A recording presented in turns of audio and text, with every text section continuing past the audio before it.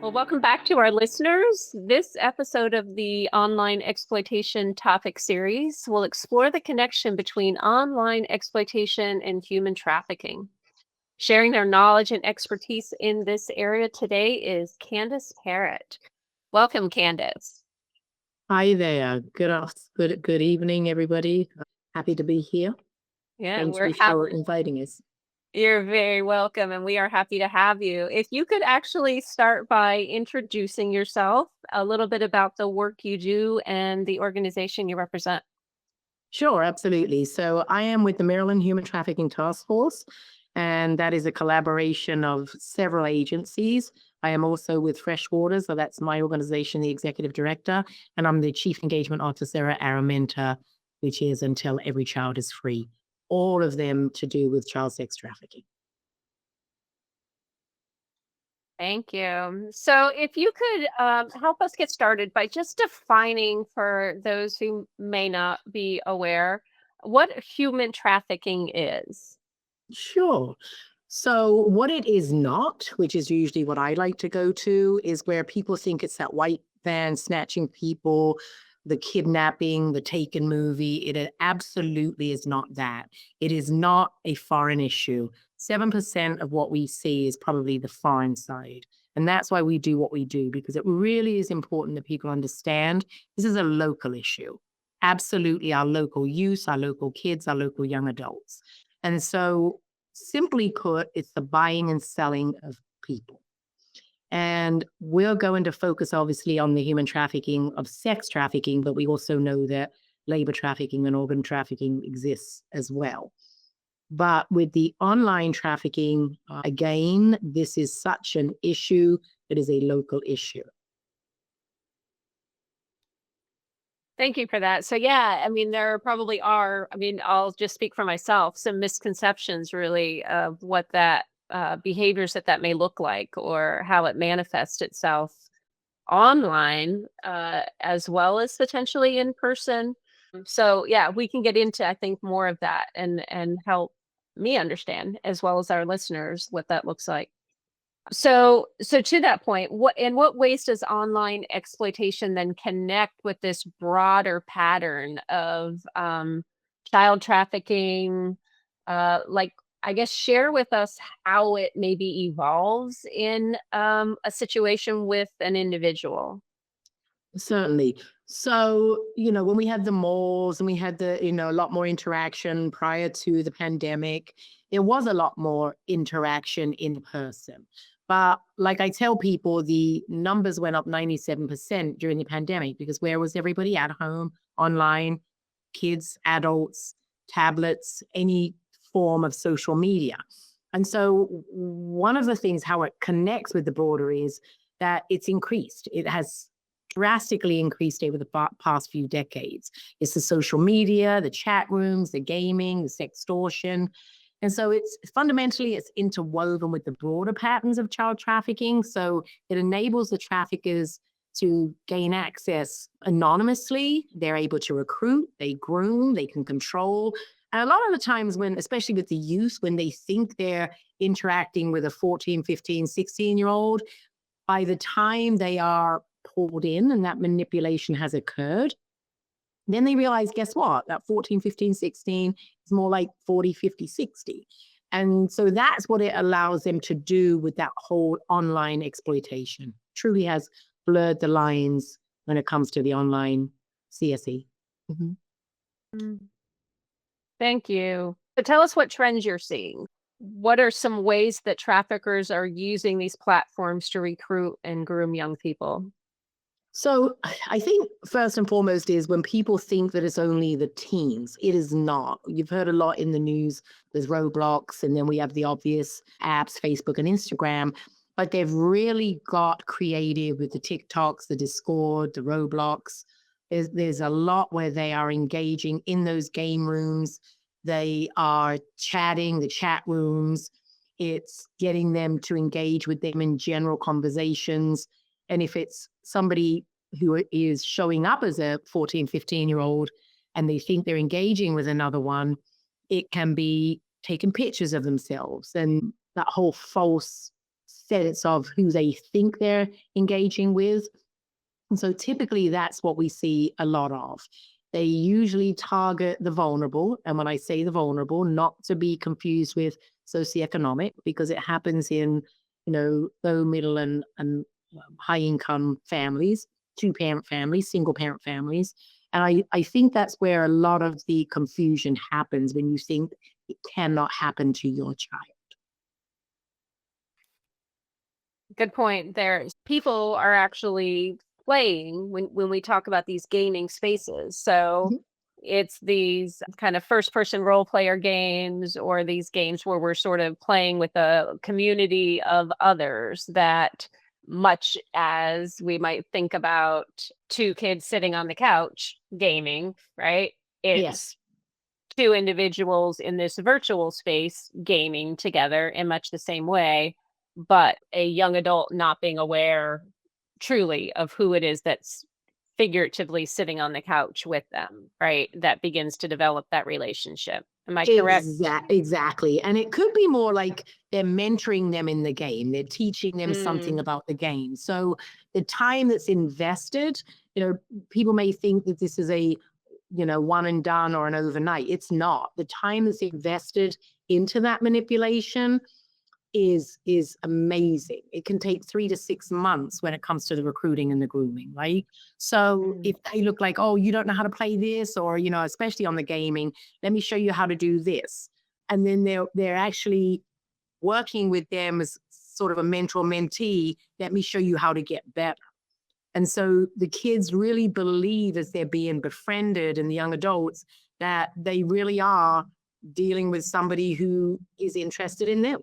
And it's casual conversation, general conversation.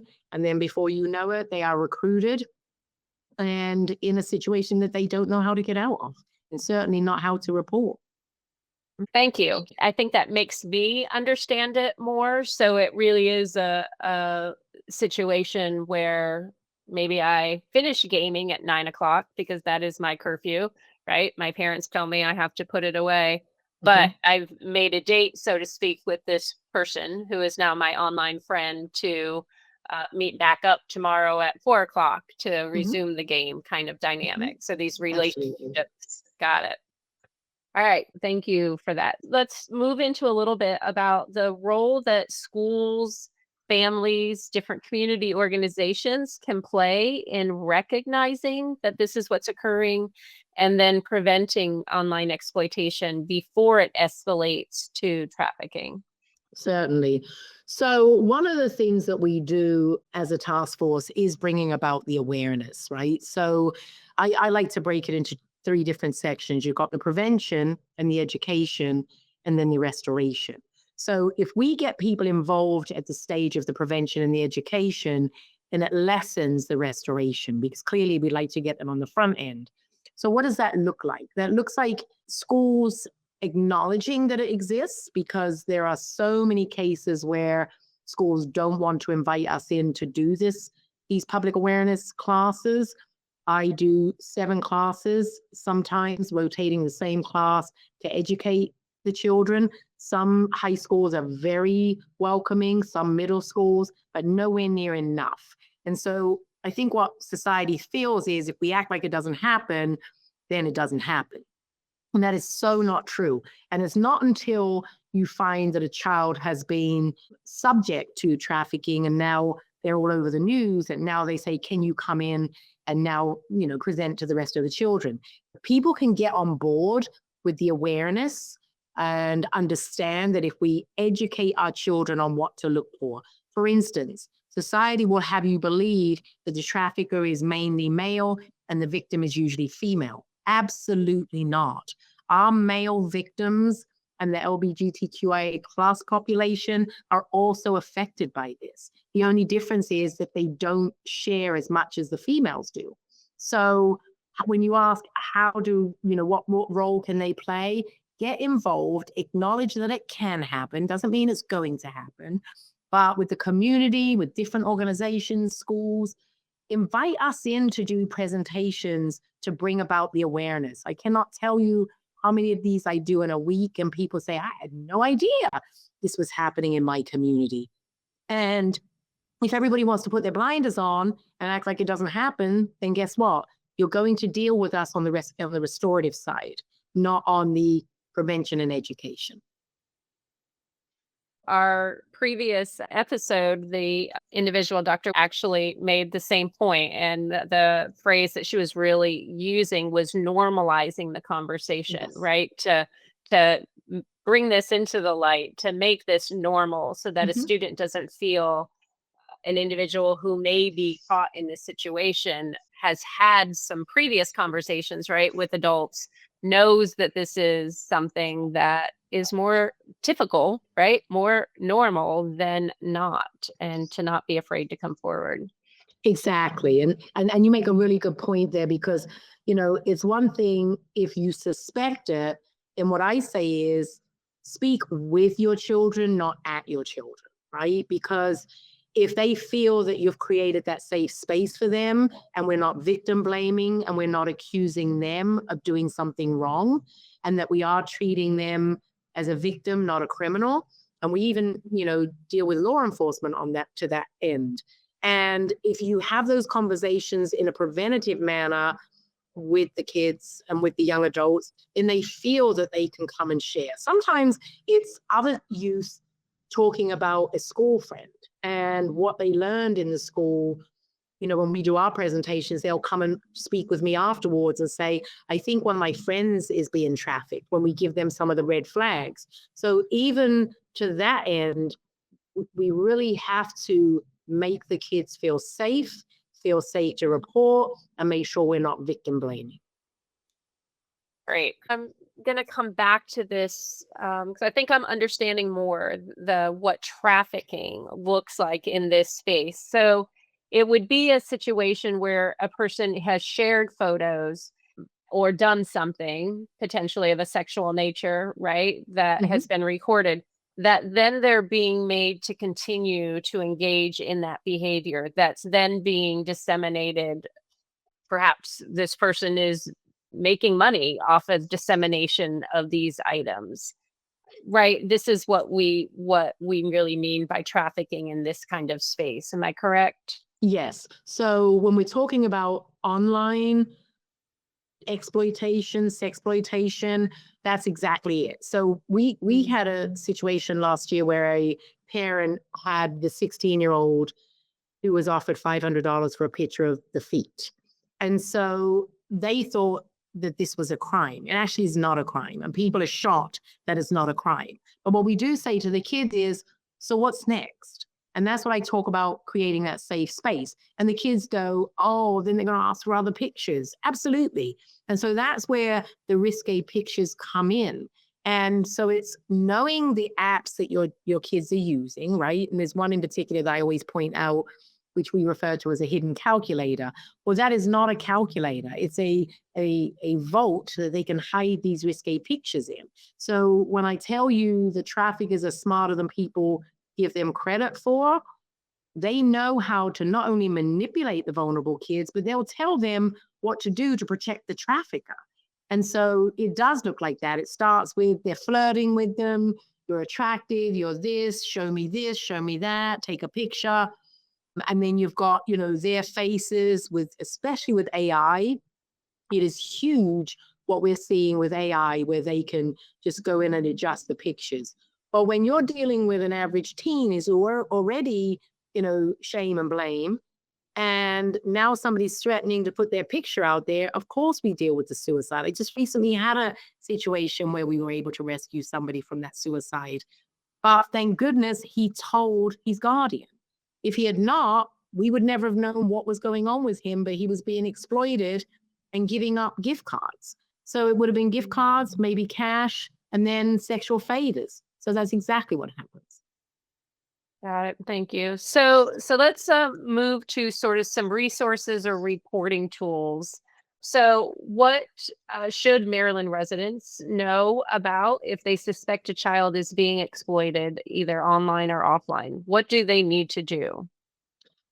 So I think they have to identify the red flags, right? Make themselves aware, because you can't educate others if you're not educated on it. Do your research. Put your zip code in of where you work, where you go to school, where your kids go to school, where you go to church. Put that in with the simple phrase human trafficking. And first, learn what's going on in your community. And then know some of the red flags. Is there a change in behavior? Are your children communicating with, older adults? Are they becoming more withdrawn? Are they isolating? Do they hide? When you walk in on them, do they slam the computer shut and they, don't want to engage in that conversation? So just recognizing some of the red flags. And even if you suspect it, you don't have to have something that you say, well, I didn't say anything at the time because I didn't think it was enough. If you suspect it, call the hotline. If you, are not able to get through to your child, reach out to your local agencies. The task force is a great resource. Local law enforcement, what I tell you is do not go directly to just law enforcement. Ask for their human trafficking division because they have people that deal with this. And so they know what to look for.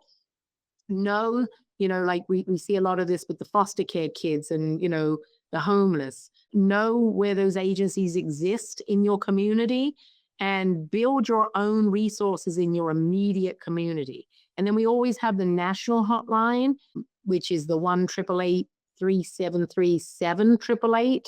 They will investigate for you, and it does not have to be an actual, it can be a suspected. Great. Thank you. And we'll make sure that in our thumbnail, we put those important contact pieces for our listeners. The sort of last question for you is, how does Araminta work with law enforcement and other community partners to prevent child exploitation and support survivors? So when I mentioned the task force, which is how you got referred to us, the collaboration is huge. So a lot of the local communities have task force. And so with the non-government agencies and the nonprofits, such as an Araminta and the other local places, we sometimes train the law enforcement because, again, just like I say, for parents not to, criminalize this, make it, a victim situation, we sometimes have to say that to the law enforcement. We have some people that are absolutely trained to deal with this, but we also have to do that. So with the community partners, we make it the awareness, especially again with the task force. I serve as their public awareness for the committee. And so we go everywhere. I don't care whether you're a nurse, a doctor, a realtor, whatever your profession is, I go out and bring about awareness of how that affects your industry, the schools, the universities, high schools, middle schools. And so we work very closely with community partners to bring about that awareness. And I can tell you very often in the presentations, people disclose. When we start breaking down the different types of trafficking, such as, familial trafficking, because we're seeing an uptick on that based on what's going on, then people stay behind and they talk about how it has affected them. Or if they feel like they're online and they will disclose, I think I have a situation with my child, or sometimes in the high schools, the kids will disclose, I have a situation where I have an older adult is speaking with me. So, again, we deal with law enforcement if we get a report, and then law enforcement refers to us to assist them with their survivors in their cases. So it's a two-way street.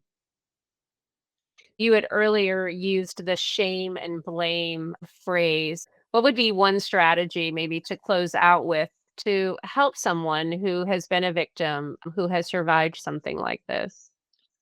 So I always err on the side of it can happen to anyone, right? And that means any of us. And so if you encounter somebody with this, take it down a notch, listen. I even say if you're dealing with somebody that you are engaging with, I will even say, like, I just had something happen this week at one of my presentations, and I asked the person, can I hug you?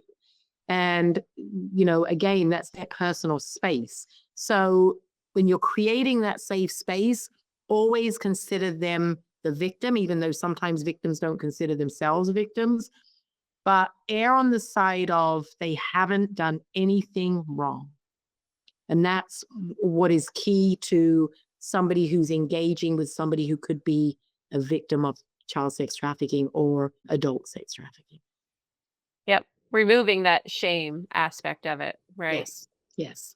I appreciate Yes. that. Well, we appreciate you taking time to join us and to share all this really valuable information with our listening audience. And we will make sure we can share these great resources with them to reach out and hopefully lead to more folks inviting you in to have the conversation as well.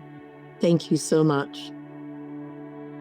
If you or someone you know is a victim of human trafficking, the National Human Trafficking Hotline will provide the support you need. Dial 1-888-373-7888 or text Be Free. That's 233-733. Get confidential help 24 hours a day.